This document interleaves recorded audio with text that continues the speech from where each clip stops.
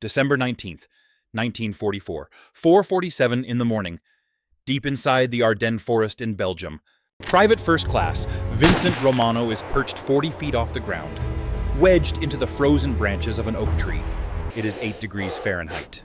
The steel barrel of his M1903 Springfield is pressed against his cheek, and it is so cold it burns straight through the wool wrap covering his face. Below him, ghost-like shapes drift through the early morning fog, 23 soldiers from the 12th SS Panzer Division, pushing toward American lines. Romano has 6 rounds loaded and ready. But what happens over the next 72 hours will go far beyond those 6 rounds. He will not retreat. He will not climb down. He will engage an overwhelming enemy force entirely alone from this single position and walk away with 87 confirmed kills. And when it's all over, the United States Army will thank him by putting him on trial through the glass of his Weaver scope. Romano locks onto the lead German soldier, 800 yards out. The man stops, pulls out a cigarette, and strikes a match. The tiny flare cuts through the gray mist like a signal. Romano exhales slowly. His breath crystallizes in the frozen air. His finger tightens on the trigger. The rifle kicks. The German drops sideways into the snow, and the cigarette is still burning next to his hand. 22 targets remain. Romano doesn't know it yet, but that one shot has just started a body count that will terrorize an entire SS regiment. What he's about to do will violate almost every survival rule in the Army manual, and it will prove something that no doctrine had ever put into writing. Sometimes the deadliest weapon in a war isn't the one that moves the fastest. It's the one that refuses to move at all. Vincent Romano was not some product of a military academy or a government training program. He was shaped by something much rawer than that the rooftops of Red Hook, Brooklyn. He grew up 3 blocks from the waterfront, in a world built around dock work and Depression-era survival. His father unloaded cargo ships for a living. The neighborhood had 2 directions you could go. You either drifted toward the street corners and the local criminal element, or you found something else. Romano found the rooftops. By the time he was 12 years old, he was hunting pigeons with a borrowed .22 rifle, selling them to local restaurants for 15 cents apiece. That was real money during the Depression. But more than the money, those rooftops gave him something that no classroom ever could, an education in stillness. He spent hours up there, watching the city, learning things that most people never even think about. He noticed how the heat shimmer at midday could warp your sense of distance. He studied how wind moved differently through the narrow urban canyons below, and he watched the pigeons' birds with sharp eyes and hair-trigger survival instincts. He learned very quickly that if you moved too fast, they were gone. To eat, Romano had to become part of the roof. He trained himself to slow his breathing, to ignore the itch of wool against his skin and the bite of cold wind on his face, and to stay completely still for hours at a time until the exact right moment presented itself. Move slowly enough, he figured out, and they never see you coming. 3 days after Pearl Harbor, Romano walked into a recruitment office at 19 years old and enlisted. The Army ran him through his paces and immediately saw what he was.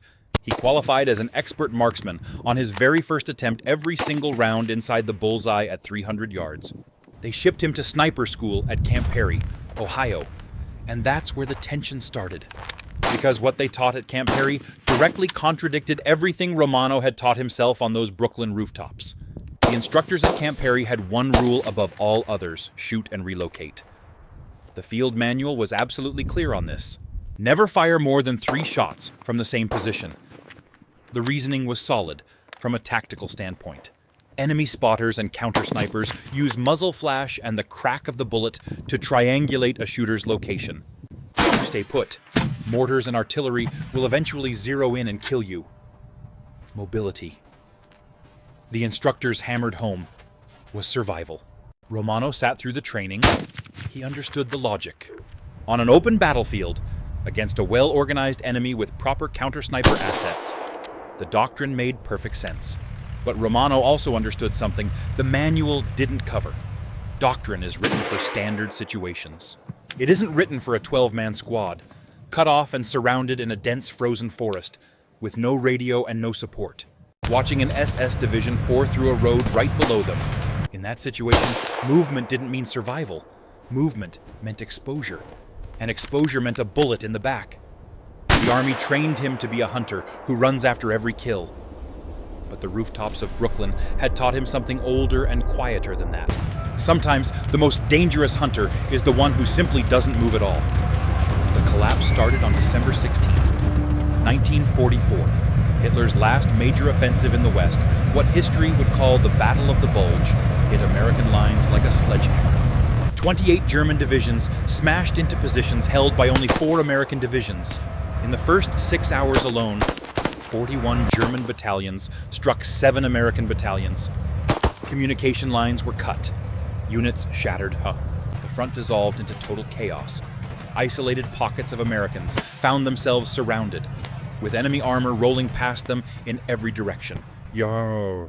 Romano's squad was one of those pockets, 12 men from the 99th Infantry Division who had fallen back into the frozen forests south of Rocherath. They dug into a hillside overlooking a narrow logging road, their radio destroyed, their ammo down to roughly 3 days' worth. And below them, the enemy kept coming. These weren't ordinary Wehrmacht conscripts scraping the bottom of the barrel. These were soldiers from the 12th SS Panzer Division, the Hitler Youth Division, fanatical. Battle-hardened troops moving hard and fast toward Malmedy. The logging road had become a major artery for the German advance, constantly flowing with infantry columns, half-tracks, motorcycle couriers. Standard Army doctrine for a cut-off unit in this position was clear withdraw, evade, and find your way back to friendly lines. But Sergeant Patrick O'Brien, a tough construction worker from South Boston, looked at the terrain around them and said no. The woods were crawling with SS patrols. The way O'Brien saw it, moving meant contact, and contact meant they all died. He ordered the squad to stay hidden and let the Germans flow past. Romano, though, was looking at that road below and seeing something entirely different. He wasn't looking at a threat. He was looking at a target. Him. On the night of December 17th, he went to O'Brien with a proposal that sounded like something between brilliance and insanity. "I can shut it down," Romano said, nodding toward the road. O'Brien stared at him. He reminded Romano of everything they'd both been taught. "Sniper doctrine says shoot and move," O'Brien said. "You stay in one spot. They'll find you mortars, artillery, counter-sniper. You'll be dead by noon." Romano didn't blink. He argued that if he could make that road unusable, the Germans would have to reroute, and that delay could matter. O'Brien stood there with an unlit cigarette in his hand, looking at this private like he'd lost his mind. "You understand what you're proposing?" O'Brien said. "That's a court-martial offense. You'd be disobeying standing orders." "I understand," Romano said. O'Brien finally lit his cigarette. They were desperate, and desperate situations don't leave many clean options. "I'll deny this conversation ever happened," O'Brien told him. "But if they come at you with mortars, you're on your own. I can't pull men off the line to save you." Romano nodded. That was enough. He had his answer, not a blessing exactly, but a blind eye. And for Vincent Romano, that was all he needed. He spent the next 2 hours moving through the dark, locating a massive oak tree 60 yards behind the squad's position, and beginning the process of turning himself into a fixed target for the entire German army. In the darkness of the early morning hours, Vincent Romano did something that most trained soldiers would have considered professional suicide. He climbed 40 feet into the canopy of a massive oak tree and started making himself at home. He found a spot where 3 thick branches came together to form a natural platform, barely 3 feet by 4 feet of usable space. Not much bigger than a bathtub. In that cramped, frozen cradle, he tied himself to the trunk with parachute cord, so that if he passed out from cold or exhaustion, he wouldn't simply fall to his death. He arranged pine boughs around himself to break up his silhouette against the pale winter sky.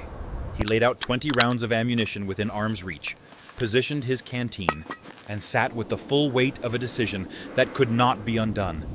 If heavy weapons found this tree, there was no fast way down. He was 40 feet in the air, surrounded by the kind of shrapnel that doesn't ask questions. He accepted that. He accepted it.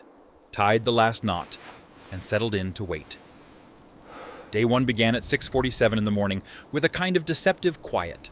The first targets were 6 SS soldiers moving south along the road, rifles slung over their shoulders, cigarettes hanging from their lips. They were completely relaxed, as far as they knew. They were miles behind their own lines, untouchable. Romano watched them walk into the center of his kill zone. He adjusted his scope for a 3-mile-per-hour crosswind, steadied his breathing, and fired. The lead soldier dropped without a sound. The remaining 5 scrambled into the snow. Looking around in confusion, no muzzle flash visible in the gray daylight. No obvious direction to run. Romano worked the bolt. Within 90 seconds, 5 men were dead. Later that same morning, a larger group came down the road, 15 soldiers sent to investigate. They found the bodies, clustered together around them to examine what had happened. It was a fatal mistake, the kind that experienced soldiers never make. You spread out. You never bunch up.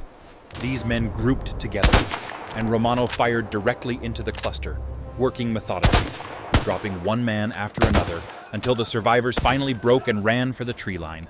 By sunset on December 18th, the road was empty. Romano had fired 34 rounds and confirmed 29 kills. The Germans had no idea what they were dealing with, but by the morning of December 19th, that was starting to change. The enemy was no longer moving carelessly. They were hunting. They deployed a machine gun team 850 yards north, specifically to suppress fire from the tree line. Romano spotted them, engaged, and eliminated the crew. But that exchange cost him something critical. It gave the Germans a fix on his general location. He had been firing from the same tree for 36 hours. At 11:17 in the morning, he heard it. The distinctive thump, thump, thump of 4 mortar tubes launching 81mm shells. At that range, flight time was about 12 seconds. Romano pressed himself flat against the oak trunk, making his body as small as physics would allow. The first salvo hit 40 yards short. Geysers of frozen earth and snow erupted from the forest floor. The Germans were walking the fire toward him, adjusting with each volley, methodically tightening the bracket. The second salvo landed 20 yards away. The concussion shook the entire oak tree violently, stripping branches from above his head, raining bark and wood fragments down on him. Tad. His ears rang from the pressure wave. The third salvo was mathematically going to be a direct hit. Romano waited. 15 seconds. 30 seconds. Nothing. The explosion never came. What Romano had no way of knowing in that moment was that American counter-battery radar had detected the German mortar positions and directed 105mm artillery fire onto their coordinates, forcing the crew to abandon their tubes mid-mission. By pure, blind luck, the kind of luck that has no rational explanation, the tree was still standing. Romano was still alive, but the silence that followed wasn't comforting. It was the kind of silence that reminds you the next attempt will be better planned. By the dawn of December 20th, Vincent Romano had been fused to that oak tree for 64 hours. The temperature had dropped to 4 degrees Fahrenheit. The cold had worked its way through every layer of wool and canvas he had on him.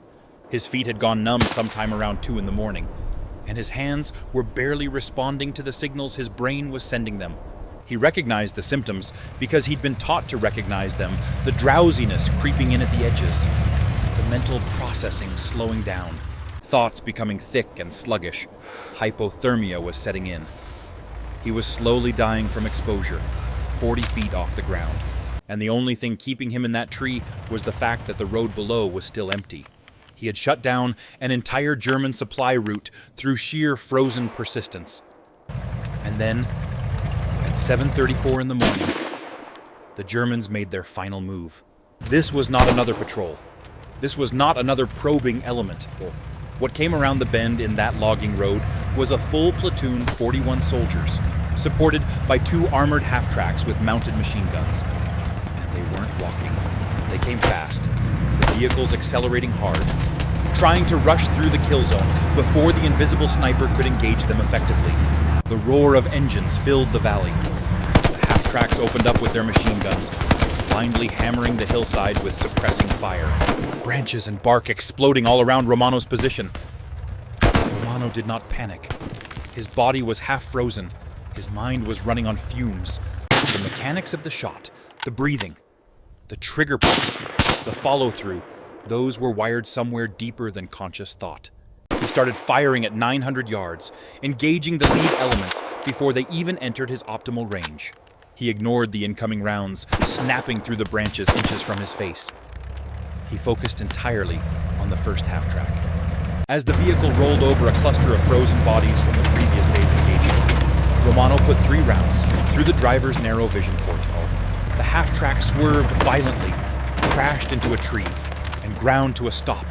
Soldiers poured out of the back, scrambling desperately for cover. Romano killed 4 of them before they reached the tree line. The second half-track kept coming. The gunner was visible behind his weapon shield, walking machine gun fire straight toward Romano's position. Romano shifted, took his shot, and missed. He worked the bolt, adjusted, and fired again. The second round hit. The machine gun went silent. With both vehicles disabled and their momentum gone, 41 German soldiers were suddenly pinned down in open snow with nowhere to go. Romano kept working. Fire. Reload. Fire methodically picking off anyone who tried to move, anyone who lifted their head, anyone who reached for a weapon. At 8:09 in the morning, the survivors broke. They retreated north, dragging their wounded behind them, leaving their dead face down in the road. Vamos. As the sound of their retreat faded and silence returned to the Ardennes, Romano looked down from his perch at what the last 72 hours had produced.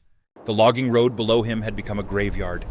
Burned-out vehicles, bodies in the snow, Métier Sansil, a psychological monument to a position that had simply refused to stop killing.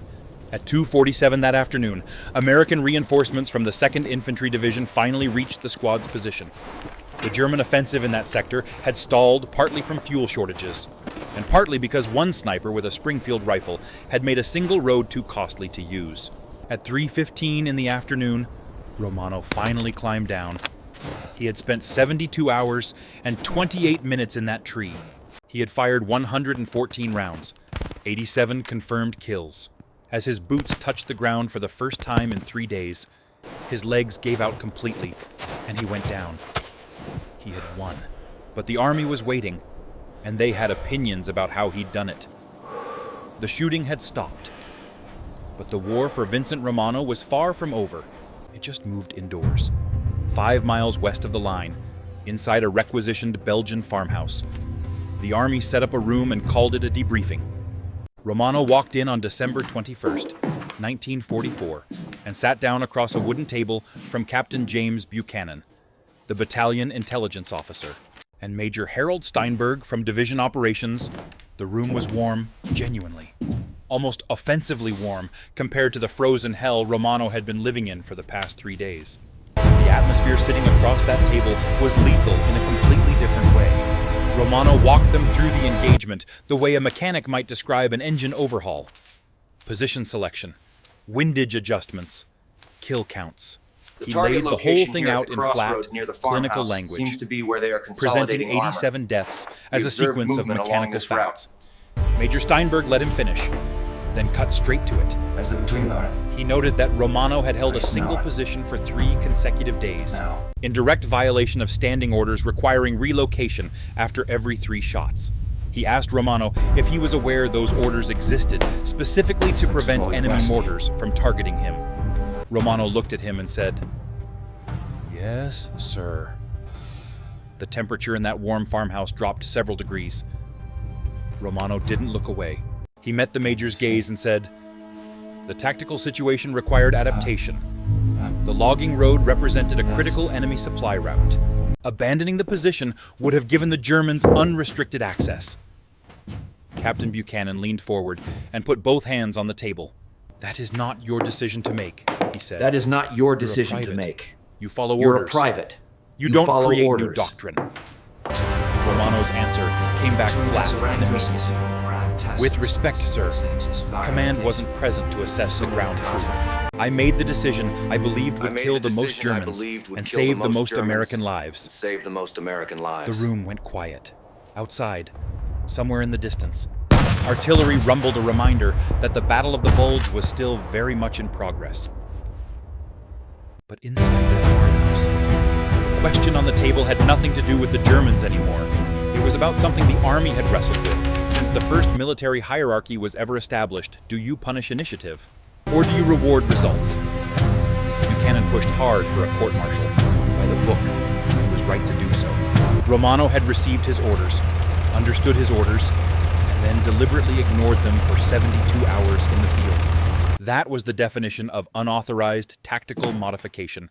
That was reckless endangerment. That was a criminal offense under military law. Major Steinberg was looking at the map. The intelligence was sitting right there in front of him. Impossible to argue with. 87 confirmed kills, and that was a conservative count that didn't include the wounded who hadn't made it back to German lines. More than the body count, the logging road had been rendered completely unusable for the remainder of the engagement. German forces had been forced to reroute 2 miles east, which added 6 critical hours to their supply timeline during an offensive where every hour mattered. Romano hadn't just killed soldiers. He had reached into the logistics of a German offensive and choked it. Steinberg stood up. "Results matter," he said.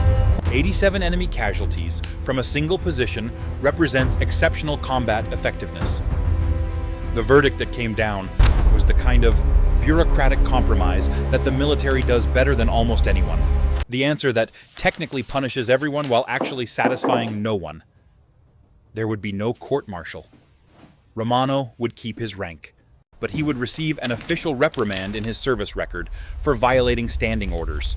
A permanent mark that would follow him for the rest of his military career and beyond. Then Steinberg added something that changed the entire weight of the moment.